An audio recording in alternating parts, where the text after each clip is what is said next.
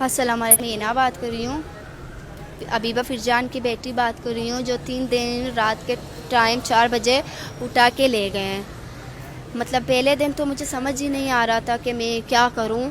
तो दूसरे दिन मैंने दरख्वास्त लिख के पुलिस थाने में गई। पुलिस थाने में गई तो मैंने दरख्वास्त दिखा, तो पुलिस वालों ने कहा जो आपने एजेंसियों के खिलाफ जो दरख्वास्त में लिखा है और पुलिस के गार्डियन जो थे आपने यही लिखा है, तो ये हटा दो, दूसरा दरख्वास्त लिखे। अगर मैं दूसरा दरख्वास्त लिखती तो एफआईआर किसके मतलब नाम से मैं कटवाती। जाहिर सी बात थी, जो मैंने देखा है मैंने दरख्वास्त में बिल्कुल वही लिखा था, हकीकत जो था मैंने वही लिखा था। उसके बावजूद पुलिस वालों ने कहा कि ये हटा दें जो आपने एजेंसियों के खिलाफ लिखा है, उस फिर हम मतलब कुछ करेंगे। तो उसके बावजूद फिर मैंने कहा ऐसे तो नहीं हो सकता, जो मैंने देखा है मैंने दरख्वास्त में यही लिखा है। तो पुलिस वाले ने कहा कि हमें ये इतला भी मिला है कि ये इस इलाके में एक औरत को उठा के ले गए। उसके बावजूद पुलिस वाले ये कह रहे थे कि, तो इसके बावजूद भी पुलिस वाले नहीं आए थे।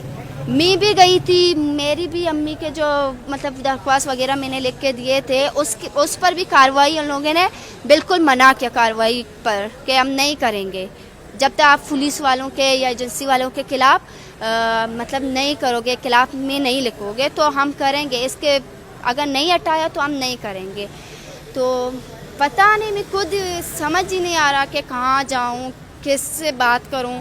मेरा एक छोटा भाई भी है, उसको क्या ऐसे मैं तसल्ली दे दूं कि मेरी अम्मी कहाँ ले गए हैं, मुझे खुद ही पता नहीं है। मैं बहुत परेशान हूँ, मुझे समझ ही नहीं आ रहा मैं कहाँ जाऊँ। बस मुझे मेरी अम्मी चाहिए, क्योंकि बाद में तो छोड़कर चले गए ए दुनिया में। लेकिन ऐसा है कि नहीं होने का बराबर है। जो भी था मेरी अम्मी थी, मेरी अम्मी इनोसेंट है, उसने कुछ भी नहीं किया है, ऐसे बस उठा के ले गए। पता नहीं, मेरे समझ में अब नहीं आ रहा कि मैं अपने भाई को कैसे संभालूं, अपने आप को कैसे संभालूं, मैं अपने भाई को कैसे तसल्ली दे दूं कि कौन ले गए। हमारा